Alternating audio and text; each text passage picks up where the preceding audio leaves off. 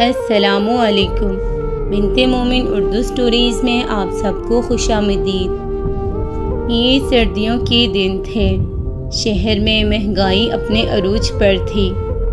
ثنا کے والد نے اپنی بڑی بیٹی کی شادی کی، پھر وہ وہاں فاقوں کے ڈر سے گاؤں چلے گئے۔ گاؤں میں ثنا کے والد نے کھیتی باڑی کی۔ اس سال فصل بہت اچھی اگی تھی۔ ان کے بیچنے سے کافی منافع ہوا۔ ثنا کے گھر کے حالات اب کافی بہتر ہو چکے تھے۔ ثنا بہت خوبصورت تھی۔ گاؤں میں دور دور تک اس کی خوبصورتی کے چرچے تھے۔ ابھی ثنا کی عمر 15-16 سال تھی۔ اسی گاؤں میں عزیز نامی لڑکے کا رشتہ ثنا کے لیے آیا۔ جب اس کے گھر والوں نے ثنا کو دیکھا تو وہ اس کی خوبصورتی کے دیوانے ہو گئے۔ انہوں نے پورے گاؤں میں آج تک اتنی خوبصورت لڑکی کہیں نہیں دیکھی تھی۔ ثنا بھی اس وقت معصوم تھی۔ وہ اپنی خوبصورتی کے چرچوں اور اپنی انمول حسن سے بے خبر تھی۔ وہ لوگ بار بار ثنا کا رشتہ لینے کے لیے آ رہے تھے۔ عزیز ایک درزی تھا۔ گاؤں سے تھوڑی ہی دور شہر کی طرف ان کا اپنا گھر تھا۔ وہ اچھا خاصا کمانے والا تھا۔ ثنا کے والد نے بیٹی کی بڑھتی جوانی اور معاشرے میں پھیلی برائیوں کو دیکھتے ہوئے رشتے کے لیے ہاں کر دی۔ انہوں نے رشتہ طے کرنے سے پہلے ثنا کو الگ کمرے میں بلوایا اور ثنا سے اس کی رضامندی پوچھی۔ ثنا خوش تھی۔ ثنا نے عزیز کی تصویر دیکھ کر ہی ہاں کی تھی۔ رشتہ طے ہو جانے کے بعد چند ہفتوں میں ہی ثنا کے والد کو شہر میں ایک ڈرائیور کی جاب لگ گئی اور ساتھ ہی انہیں ایک پلاٹ میں رہنے کی آفر کی گئی۔ مفت کی جگہ مل رہی تھی تو ثنا کے والد نے ہاں کر دی۔ وہاں ایک کمرہ بنا کر رہنے لگے۔ وہ جگہ بہت عجیب تھی۔ ہر قسم کے لوگ وہاں رہا کرتے تھے۔ ثنا کو پڑھنے کا بہت شوق تھا۔ گاؤں جانے سے پہلے بھی وہ ہمسایوں کے ہاں ٹیوشن پڑھتی۔ اسے بمشکل اردو پڑھنی ہی آئی تھی۔ اب وہ جس جگہ آئی تھی ان کے پڑوس میں ہی غیر مسلم لوگ رہتے تھے۔ ثنا مسلمان گھرانے سے تھی، لیکن دونوں گھرانوں کا تعلق آپس میں بہت اچھا تھا۔ وہ دونوں بہت اچھے ہمسائے بن چکے تھے۔ ثنا ان کے ہاں روزانہ ٹیوشن لینے جانے لگی۔ ان کے ہاں بہت سی لڑکیاں تھیں۔ کچھ ثنا کی ہم عمر بھی تھی اور کچھ ان سے بڑی تھی۔ ثنا کی ان سے کافی دوستی ہو چکی تھی۔ ٹیوشن کے علاوہ بھی وہ ان کے گھر کافی آتی جاتی رہتی۔ ان لڑکیوں کا ایک بھائی تھا جس کا نام روکی تھا۔ اس کی نظر ہر وقت ثنا پر ہوتی۔ جب وہ ان کے گھر جاتی یا پھر گھر سے باہر، وہ ہر جگہ اس کے تعاقب میں رہتا۔ اسے ثنا بہت پسند تھی۔ اس کا معصوم چہرہ، خوبصورت رنگین آنکھیں، بڑی بڑی پلکیں، خوبصورت ریشم بال کہ کوئی بھی اس گھنے جنگل میں کھو جانے پر مرتا۔ وہ واقعی ہی بہت خوبصورت تھی، لیکن آج تک کسی نے اس کے سامنے اس کی خوبصورتی کی تعریف نہیں کی۔ یہ شاید لوگوں کی جیلسی کی ہی وجہ تھی۔ ایک دن ثنا راستے پر اکیلے جا رہی تھی تو وہ راستے پر ہی کھڑا ہوا تھا۔ وہ روکی تھا۔ اس نے قریب آ کر کہا، سنو ثنا، تم صرف میری ہو۔ یہ بات سنتے ہی ثنا بہت گھبرا گئی۔ وہ تیز تیز قدموں سے گھر کی طرف چلنے لگی۔ اس نے پلٹ کر اسے دیکھنا چاہا، لیکن اس کی ایک لڑکے سے ٹکر ہو گئی اور ثنا کا بازو پر ٹنگا بیگ اب زمین پر گر چکا تھا۔ لڑکے نے بیگ اٹھا کر ثنا کو دیا۔ ثنا کی آنکھیں پھٹی رہ گئیں۔ وہ ایک پٹھان تھا۔ گولڈن بال، سفید رنگ، چہرے پر خوبصورت سرخی چھائی ہوئی، نیلی آنکھیں جو نیلے آسمان کی طرح تھی، جسے دیکھ کر انسان کی تھکن، پریشانی، غم و غصہ سب بھول جائے۔ اس نے خوبصورت انداز میں ثنا سے کہا، کیا ہوا؟ آپ اتنی گھبرائی ہوئی کیوں ہیں؟ اس کا لہجہ ثنا کو اپنے سحر میں لے چکا تھا۔ پہلی دفعہ میں ہی ثنا کو اپنی زندگی میں اتنا پیارا لگا تھا۔ وہ اپنی نظریں اس سے ہٹا ہی نہیں پا رہی تھی۔ اس نے دوبارہ پوچھا، آپ اتنی گھبرائی ہوئی کیوں ہیں؟ کیا آپ میری بات سن سکتی ہیں؟ اس نے کان کی طرف اشارہ کرتے ہوئے پوچھا۔ ثنا نے کہا، ہاں میں سن سکتی ہوں۔ وہ روکی۔ ثنا یہ کہتے کہتے رہ گئی۔ ثنا یہ کہتے ہی اپنے گھر کی دروازے کی طرف دوڑی۔ گھر آ کر اسے کچھ سمجھ نہیں آ رہی تھی کہ اس کی دل کی دھڑکن اتنی تیز کیوں ہو رہی ہے۔ کیا یہ روکی کی وجہ سے ہے یا پھر وہ پٹھان؟ وہ سارا دن اسی پٹھان کے بارے میں ہی سوچی جا رہی تھی۔ وہ یہ بات بالکل بھول گئی کہ اس کی انگیجمنٹ عزیز سے ہو چکی ہے۔ ایک دن ثنا اپنی امی کے ساتھ گھر کا سودا لینے کے لیے گئی۔ وہ وہی تھا، وہ اسی شاپ پر تھا، وہ وہی پٹھان تھا۔ ثنا روزانہ وہیں سے سودا لینے لگی۔ اس کا نام بشیر تھا۔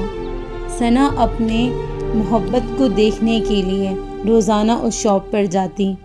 ثنا نے روکی کی بہنوں کے ساتھ بشیر سے اپنی محبت کی بات بھی شیئر کر لی تھی اور انہیں بتایا کہ میری انگیجمنٹ آلریڈی ہو چکی ہے۔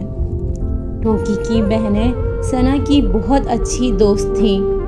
انہوں نے ثنا کو تسلی دی۔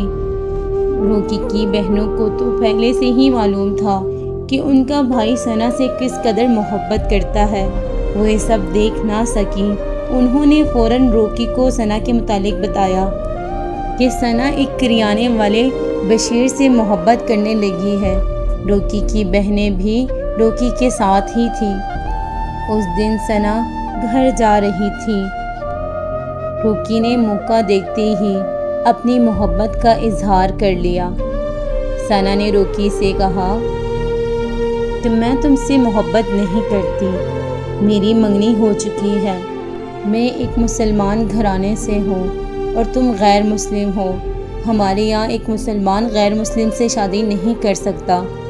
اگر میرے اور تمہارے درمیان مذہب کا تعلق نہ بھی ہوتا تو پھر بھی میں تم سے شادی نہ کرتی، کیونکہ میں تمہیں پسند نہیں کرتی۔ وہ یہ سب کہتے ہی وہاں سے چلی گئی۔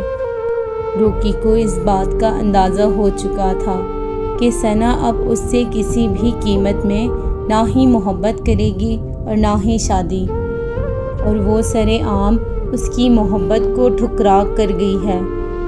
لیکن اسے اس بات کی بھی خبر تھی کہ وہ بشیر سے محبت کرنے لگی ہے۔ اسے یہ بات بہت تکلیف دے رہی تھی۔ اسے یہ بات بالکل بھی پسند نہیں تھی۔ ادھر ثنا نے بشیر سے اپنی محبت کا اظہار کر لیا تھا اور بشیر نے بھی ثنا سے اپنی محبت کا اظہار کیا۔ ثنا نے بشیر کو یہ بات نہیں بتائی کہ اس کی منگنی ہو چکی ہے۔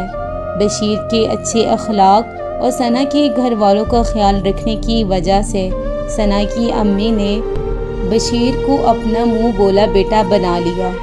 وہ اب ان کے گھر بھی آنے جانے لگ چکا تھا۔ بشیر اور ثنا کی ملاقاتوں کا یہ سلسلہ یوں ہی جاری رہا۔ ثنا نے اب روکی کے ہاں ٹیوشن پڑھنا بھی چھوڑ دیا تھا۔ اس دن وہ اپنی امی کے ساتھ جا رہی تھی تو روکی نے اس کا راستہ روکا۔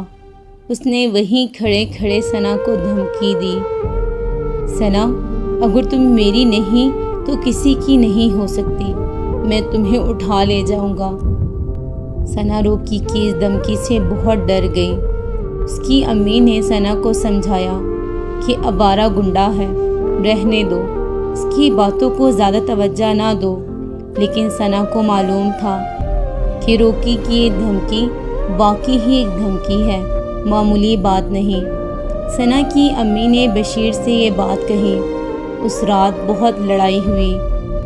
لڑائی کے اس گروپ میں روکی کے 5-6 دوست بھی شامل تھے۔ ادھر بشیر کی بھی کافی لوگ آ چکے تھے۔ اور وہ لڑائی ساری رات یوں ہی چلتی رہی۔ اگلے روز ثنا نے ابو سے کہا کہ ہم یہاں اب مزید نہیں رکیں گے، یہاں سے کہیں دور چلتے ہیں، کہیں اور جگہ گھر لیتے ہیں۔ یہ جگہ مجھے بالکل ٹھیک نہیں لگ رہی، مجھے یہاں بالکل بھی اچھا نہیں لگتا۔ ثنا کے والد بیٹے کے آنسو دیکھ کر کہنے لگے، ٹھیک ہے بیٹا، اس مہینے تو نہیں، لیکن انشاءاللہ اگلے مہینے ہم یہ گھر چھوڑ دیں گے۔ میں تب تک گھر کا بندوبست کرتا ہوں۔ ٹوکی کو خبر لگ گئی تھی کہ ثنا کے ابو گھر کی تلاش میں ہیں۔ اس نے اپنے دوستوں کے ساتھ مل کر ایک پلان بنایا۔ یہ رمضان کا مہینہ تھا۔ ثنا تراویح پڑھ کر باہر صحن میں برتن دھونے گئی۔ اس کی امی ابو دور اسی کمرے میں تھے۔ اتنے میں ثنا کے سر پر کسی نے گن تھانی اور کہا کہ اگر شور کیا تو تمہارے ساتھ یہاں تمہارے ماں باپ کو بھی مار دوں گا۔ اور اس طرح ثنا کو انہوں نے کڈنیپ کر دیا۔ روکی اسے ایک سنسان علاقے میں لے آیا۔ رات بہت گہری ہو چکی تھی۔ اس نے ثنا کو سحری کرائی۔ اسے معلوم تھا کہ رمضان کا مہینہ ہے اور ثنا نے روزہ رکھنا ہے۔ سحری کے بعد وہ اس کمرے میں آیا۔ اس نے دور سے ہی کھڑے ہو کر ثنا سے کہا، ثنا ڈرو مت، میں تمہیں نقصان نہیں پہنچاؤں گا۔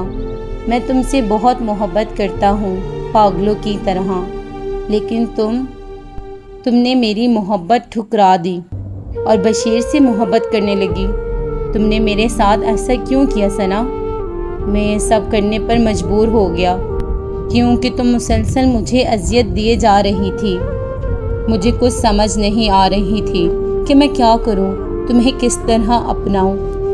پھر میں نے سوچ لیا کہ میں تمہیں کڈنیپ کر کے تمہیں تمہارے ماں باپ اور بشیر کی نظروں میں بدنام کر دوں گا، تاکہ کل اگر تم ان کے پاس جاؤ بھی تو وہ تمہیں قبول نہ کرے اور مجبوری میں تمہیں واپس میرے پاس ہی آنا پڑے۔ اب کل صبح ہم کورٹ جائیں گے اور میں تم سے شادی کر لوں گا۔ پھر ہم دونوں یہاں سے دور ساہیوال چلے جائیں گے تاکہ ہمیں کوئی نہ ڈھونڈ سکے۔ ثنا خاموشی سے بیٹھے چپ کر کے روکی کی باتیں سن رہی تھی۔ بہت سے خیالات اسے اندر ہی اندر کھائے جا رہے تھے۔ ادھر ثنا کے ابو کو جب پتہ چلا کہ ثنا گھر پر نہیں اور گھر کا دروازہ بھی کھلا ہے تو انہیں لگا کہ ثنا خود گھر سے بھاگ کر گئی ہے۔ ثنا کی امی نے ثنا کے ابو کو بتایا کہ ثنا بشیر سے محبت کرتی تھی، شاید وہ اس کے ساتھ بھاگ کر نہ چلی گئی ہو۔ ثنا کے والد نے جب یہ بات سنی تو وہ بہت تیش میں آ گئے۔ بشیر کے متعلق انہیں پہلے ہی تھوڑا بہت شک تھا۔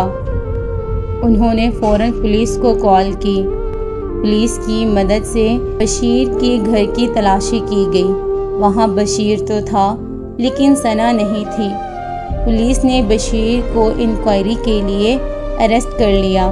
وہاں سے پولیس روکی کے گھر گئی کیونکہ روکی نے اس کی امی کے سامنے ہی ثنا کو دھمکی دی تھی کہ میں تمہیں اٹھا لے جاؤں گا۔ یہ بات ثنا کی امی کو یاد آ گئی اور وہ فوراً روکی کے گھر گئے۔ گھر پہنچنے پر پتہ چلا کہ روکی گھر پر نہیں۔ ثنا کے والد کے کہنے پر روکی اور اس کے بھائی کو پکڑ لیا گیا۔ ثنا کے والد بے حد پریشان تھے۔ سب سے بڑا مسئلہ ان کے لیے ثنا کے سسرال والوں کا تھا کہ اگر انہیں اس بات کی خبر لگ گئی تو وہ اسی دن ہی ثنا کا اور اپنے بیٹے کا رشتہ توڑ دیں گے۔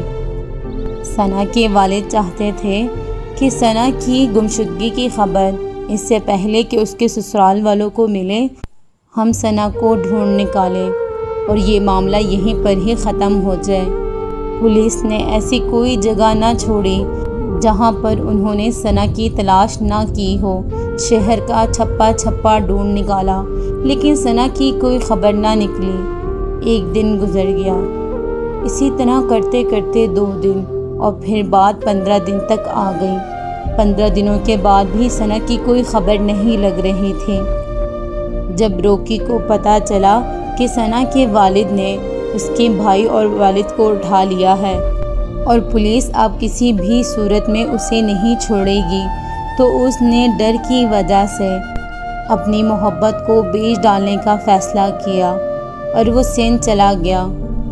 جب وہ سندھ پہنچا، ادھر سب یہ کہہ کر ثنا کو لینے سے انکار کر رہے تھے کہ پٹھانوں کی لڑکی ہے، اس میں بہت خطرہ ہے۔ روکی کو سمجھ نہیں آ رہی تھی کہ آخر اب وہ ان معاملات سے کیسے نکلے۔ ادھر سے چھپ چھپا کر اس کی بہنیں اسے پل پل کی خبر دیتی۔ اس کے گھر والوں نے اسے مشورہ دیا کہ ثنا کو دارالامان میں چھوڑ دے اور ایک وکیل کی مدد سے ثنا سے یہ کہلوائے کہ وہ سب اس نے اپنی مرضی سے ہی کیا ہے۔ روکی نے وہی کیا جو اس کے گھر والوں نے اسے کہا۔ اس نے ثنا کو دارالامان میں چھوڑ دیا اور ایک وکیل کی اور پولیس والوں کی مدد سے اس کے اوپر یہ الزام لگایا کہ ثنا خود اس کے ساتھ بھاگ کر گئی ہے اور اس نے اپنی پسند سے ہی مجھ سے شادی کی ہے، میں نے اس پر کسی بھی قسم کی زور زبردستی نہیں کی۔ اور اس بات کے جھوٹے ثبوت اس نے عدالت میں بھی پیش کیے۔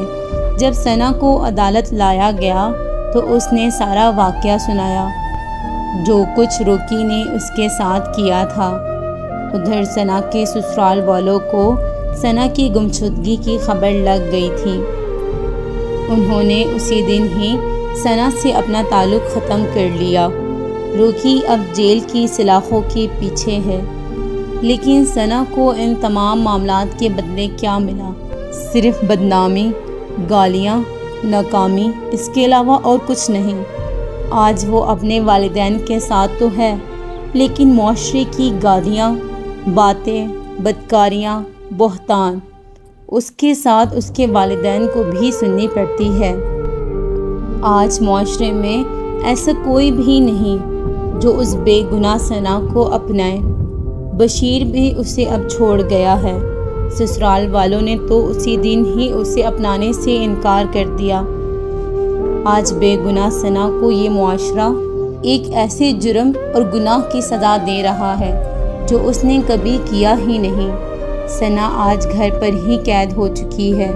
وہ نہ ہی کہیں آتی جاتی ہے اور نہ ہی کبھی کسی سے ملتی ہے، کیونکہ معاشرے کی تلخ باتیں دوبارہ وہ خوفناک اور اندھیری رات اسے یاد دلاتی ہے، جنہیں وہ اب یاد نہیں رکھنا چاہتی۔ اس کا کوئی قصور نہیں تھا، لیکن معاشرے میں آج بھی وہ قصوروار کہلاتی ہے۔ معاشرہ آج بھی اسے ایک مجرم کی نظر سے ہی دیکھتا ہے۔ آج روکی جیل کی سلاخوں کے پیچھے تو ہے، لیکن اس کی کھائی بھی وہ قسم واقعی ہی سچ ہو گئی کہ جب میں اس کی نہ ہو سکی، اب معاشرے میں ایسا کوئی نہیں جو مجھے اپنائے۔ آج میں کسی کی نہیں۔